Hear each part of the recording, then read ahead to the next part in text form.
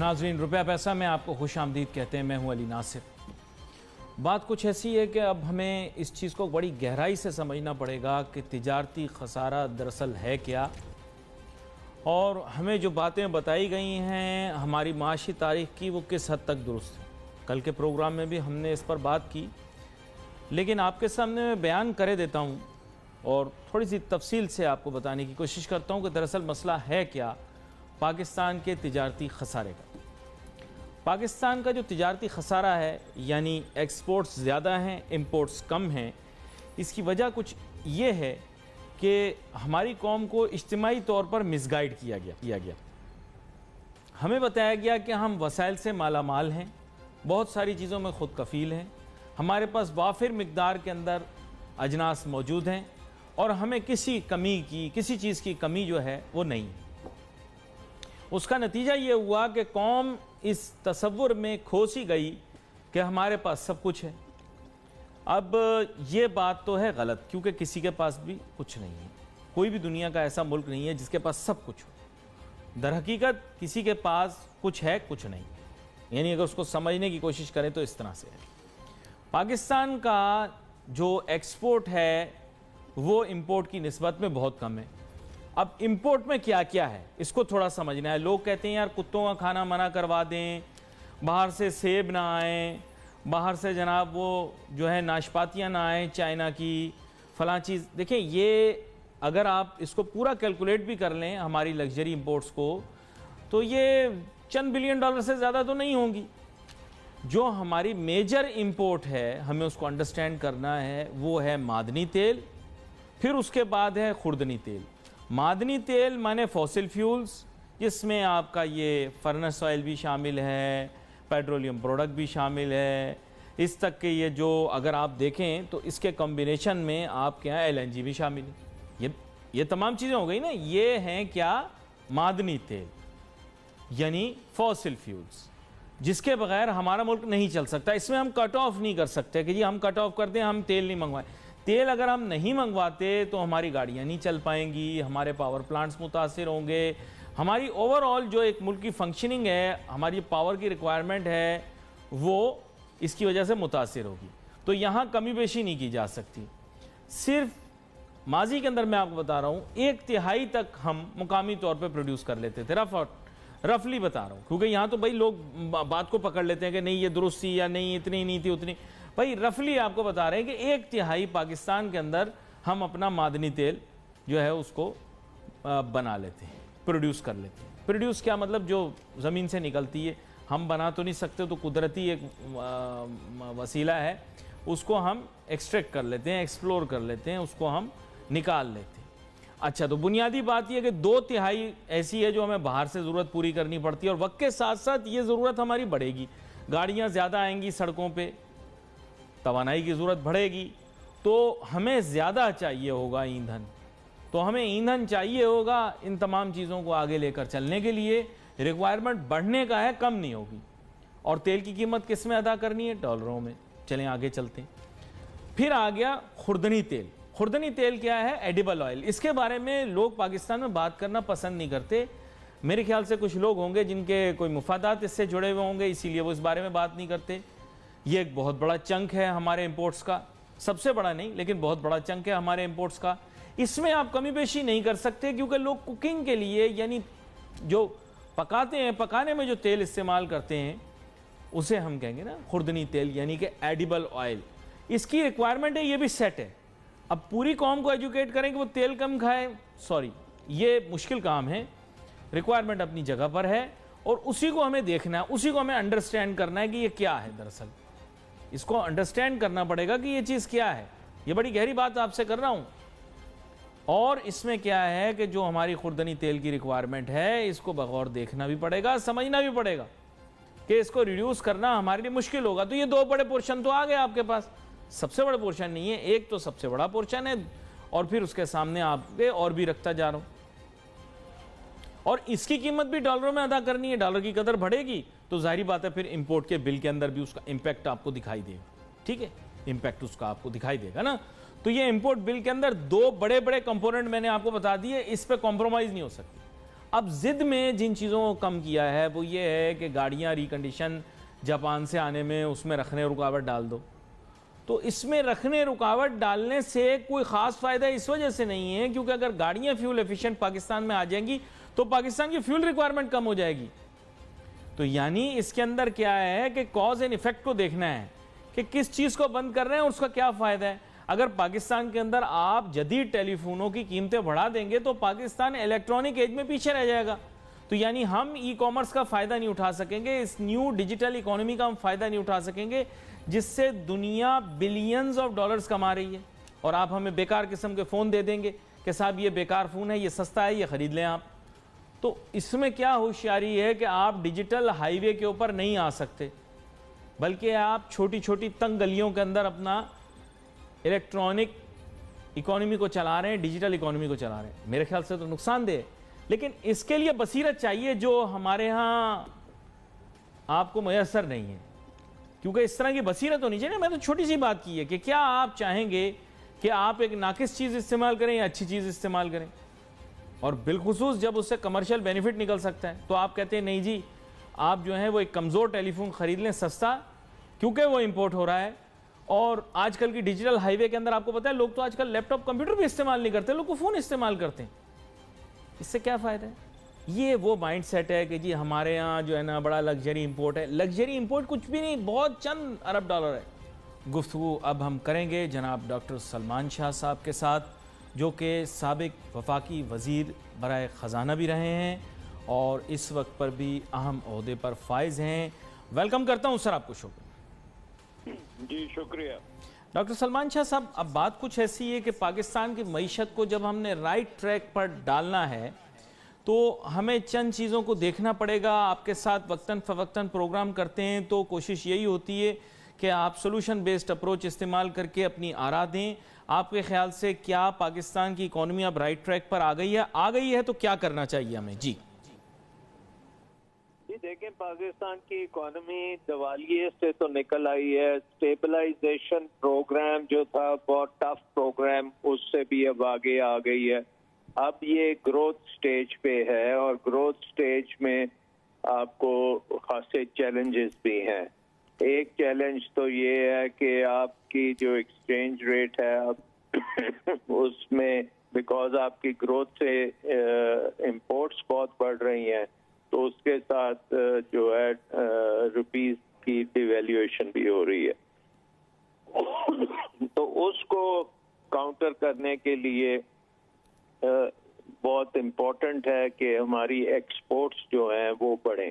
तो वो एक्सपोर्ट्स जो हैं वो ज़रा लैग कर रही हैं इंपोर्ट्स को। बहुत सा इन्वेस्टमेंट एक्सपोर्ट सेक्टर में हुआ है जिसकी वजह से कैपेसिटी एनहांसमेंट हो रही है एक्सपोर्ट्स की। तो आई होप के अगले 5-6 माह में एक्सपोर्ट्स जो हैं वो पिकअप करेंगी और इंपोर्ट गैप जो है उसको रिड्यूस कर दिया जाएगा। अच्छा, दूसरा जो बड़ा चैलेंज है वो है कि ये पेंडेमिक जो है इसकी 3rd-4th वेव चल रही है और इसके ऊपर काबू करना बहुत ज़रूरी है और हमारे जो इकोनॉमी है उस पे इसका इम्पैक्ट मिनिमाइज करना बहुत ज़रूरी है, जो कि गवर्नमेंट कर रही है। लेकिन एक फॉल आउट जो पेंडेमिक का है कि ग्लोबल इन्वेस्टमेंट लेवल्स कम हुए हैं कि इस वक्त फॉरेन इन्वेस्टर है वो उस तरह से इन्वेस्ट नहीं कर रहा जैसे कि वो पेंडेमिक से पहले कर रहा था। तो आई थिंक कि उस चैलेंज को भी हमें ओवरकम करना पड़ेगा कि पाकिस्तान में इन्वेस्टमेंट की एनवायरनमेंट को और इन्हेंस करने की ज़रूरत है ताकि ना सिर्फ हमारा डोमेस्टिक इन्वेस्टर इन्वेस्ट करे, हमारा फॉरेन इन्वेस्टर जो है वो भी ज़्यादा से ज़्यादा इन्वेस्ट करे। और उस ज़मीन में आप देखें कि सीपैक जो है वो एक अपॉर्चुनिटी है जिसको हम एक्सेलरेट कर सकते हैं। और वो मीटिंग्स जो हो रही हैं अब चाइना के साथ जो फेज 2 में हम चीज़ें कर रहे हैं उसको बहुत एक्सेलरेट करने की ज़रूरत है। साथ आपको पता है अफगानिस्तान में भी एक अपॉर्चुनिटी है कि अफगानिस्तान को एक पुरअमन एरिया बनाने में पाकिस्तान का बहुत अहम किरदार होगा उसको भी पूरी तरह से एक्सप्लॉइट किया जाए ताकि अफगानिस्तान में भी इकोनॉमिक एक्टिविटी जो है वो बढ़े और वहाँ पे स्टेबिलिटी आए, वहाँ पे गुर्बत दूर हो, तो ये खित्ता जो है ये एक बड़े अच्छे डायरेक्शन में चल सकता है। सो आई थिंक कि जो बेसिक चीज़ें हैं वो तो अब इन प्लेस हैं, लेकिन हमें अब बहुत ज़्यादा रिफॉर्म्स की ज़रूरत है, एडमिनिस्ट्रेटिव रिफॉर्म्स की ज़रूरत है, FPR की रिफॉर्म्स की ज़रूरत है, बिजली की जो रिफॉर्म्स हैं उनको किया जाए, क्योंकि बिजली इस वक्त हमारे लिए एक बहुत बड़ा चैलेंज, कंपेटिटिव चैलेंज बना हुआ है, क्योंकि बहुत महंगी बिजली है और इंटरनेशनल अगर आपने मार्केट्स में अपने माल को भेजना है तो इतनी महंगी बिजली से नहीं हो सकता, ये हमें एडमिट करना पड़ेगा और सस्ती बिजली बनानी पड़ेगी और मुहैया करनी पड़ेगी इंडस्ट्री को भी, ज़राअत को भी और सर्विसेज सेक्टर, कमर्शियल सेक्टर को भी और डोमेस्टिक यूजर के लिए भी। और उसके लिए हमें बहुत ज़्यादा सोलराइजेशन की तरफ जाना पड़ेगा, क्योंकि एक वो ऐसी चीज़ है जो कि डोमेस्टिक हो सकती है, उसके लिए इंपोर्ट करना कोई इतना इम्पोर्टेंट नहीं है। फ्यूल उसका अल्लाह ताला ने प्रोवाइड किया है, और इसके लिए जब तक हमारे ये डैम्स मुकम्मल नहीं होते, 8-10 साल का जो गैप है, उसमें सोलर का रोल बहुत ज़्यादा ऊपर होना चाहिए, ताकि आगे चल के फ्यूचर में पाकिस्तान का जो एनर्जी मिक्स है वो सोलर, हाइडल और थर्ड कोल, ये 3 चीज़ों से होना चाहिए और इम्पोर्ट्स जो हैं वो बिल्कुल ख़त्म होनी चाहिए। तो आई थिंक ये चैलेंजेस हैं इस वक्त, और ये अच्छे चैलेंजेस हैं और इनके ऊपर हुकूमत काम भी कर रही है, और इसके लिए हमें हमारी जो इंस्टीट्यूशंस हैं उनको बहुत रिफॉर्म करना पड़ेगा और उनकी बहाली भी करनी पड़ेगी। बहुत से हमारे इदारे हैं जो बिल्कुल मफलूज हैं, उनको भी ठीक करना पड़ेगा। अच्छा, यहाँ पर एक चीज़ ये भी है कि चूँकि आज मंसूब या कल वज़ीर ख़जाना से मंसूब एक बयान चला कि जो डॉलर है वो ज़ाहिर बात है स्टेट बैंक की डोमेन है और उनको इस चीज़ को देखना पड़ेगा, लेकिन इशू ये है कि स्टेट बैंक तो इस चीज़ को क्लैरिफाई कर चुका है कि they want to go to a system where the market decides the rate of the dollar. तो रियली स्पीकिंग डॉलर की कदर में अगर इस्तेहकाम नहीं होगा तो ये भी एक बहुत बड़ा मसला पाकिस्तान की मईशत के लिए बन जाएगा। इसके बारे में आप क्या कहते हैं? देखिए, मेरा ख्याल है कि हमें एक्सचेंज रेट मैकेनिज्म जो है ना वो मार्केट बेस्ड ही रखना चाहिए। उसमें हमने अगर कोशिश की हम इंटरवेंशन करने की, तो हमारे इस वक्त रिजर्व इतने नहीं है कि हम वो काम कर सकें, और फिर ये होगा कि डॉलर भी नहीं स्टेबलाइज होगा और हमारे रिजर्व्स भी खत्म हो जाएंगे।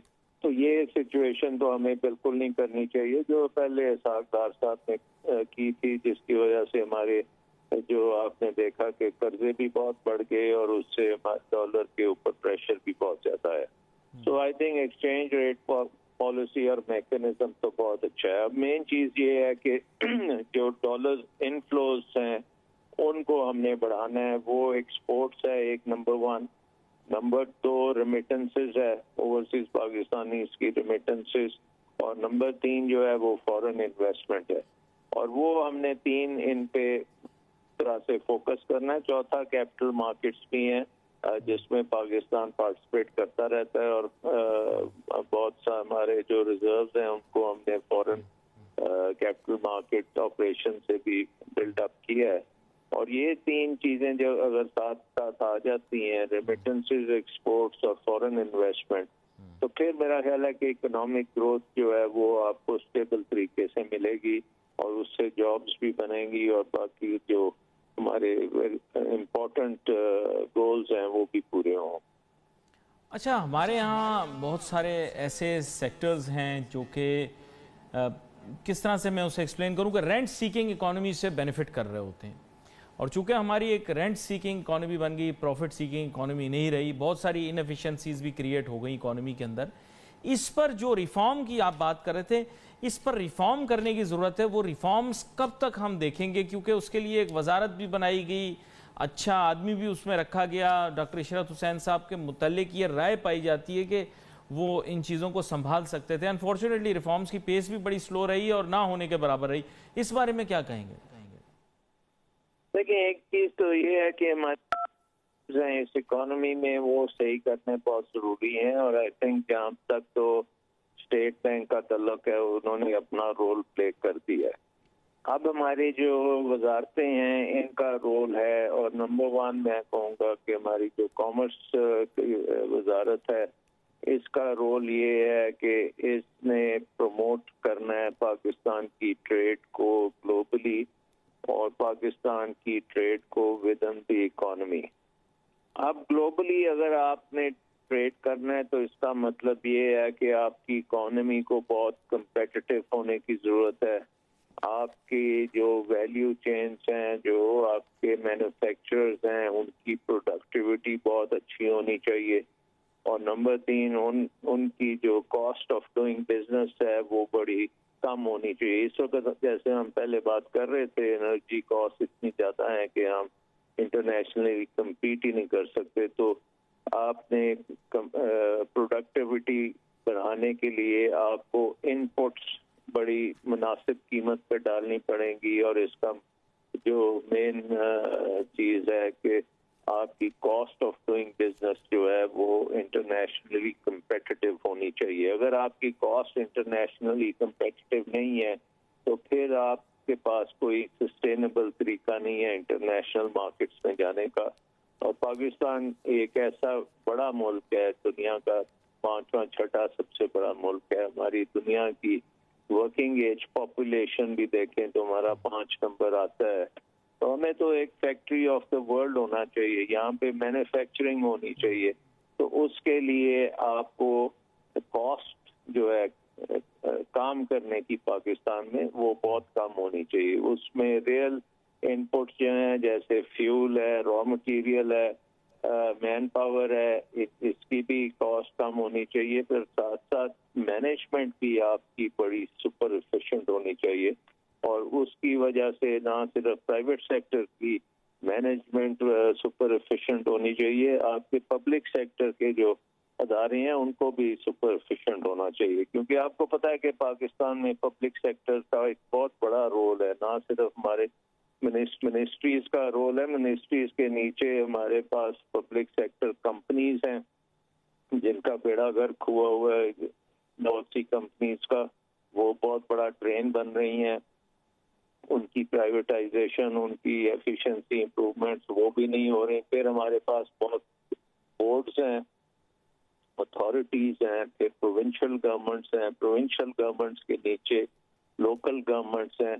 तो बहुत ही एक बड़ा निज़ाम है जिसको रिफॉर्म्स की जरूरत है, जिसको एटीट्यूडनल चेंज की जरूरत है, माइंडसेट भी चेंज करने की जरूरत है। और वो माइंडसेट है कि पाकिस्तान दुनिया का सबसे कंपेटिटिव मुल्क बने और दुनिया में हर प्रोडक्ट बनाए और बेचे, और उसको उसके प्रोडक्ट की क्वालिटी और प्राइस और सर्विस लेवल सारी बहुत हाई लेवल की चाहिए। फिर आप जाके दुनिया के टॉप ममालिक में आते हैं जो कि कंपेटिटिव होते हैं। सो आई मीन आबादी तो हमारी दुनिया की टॉप की है, लेकिन हमारी कारकर्दगी जो है उसमें तो हम 100 नंबर से पीछे ही रहते हैं, 100 बॉटम पे ही आते हैं।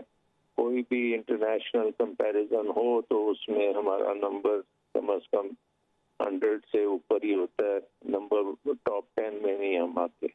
डॉक्टर सलमान शाह साहब, आपका बहुत शुक्रिया, आप शो में हमारे साथ शामिल हुए। अब हम गुफ्तगू करेंगे मुल्क की मारूफ कारोबारी शख्सियत जनाब मियाँ अंजुम निसार साहब से, और उनसे ये जानने की कोशिश करेंगे, जैसे ब्रेक पे जाने से पहले हमने डॉक्टर सलमान शाह साहब से भी ये जानने की कोशिश की कि अब किन किन चीज़ों के ऊपर हुकूमत को काम करने की ज़रूरत है। तो मियाँ अंजुम निसार साहब, सबसे पहले तो आपको वेलकम करता हूँ हमारे शो पर। जी बहुत शुक्रिया जनाब।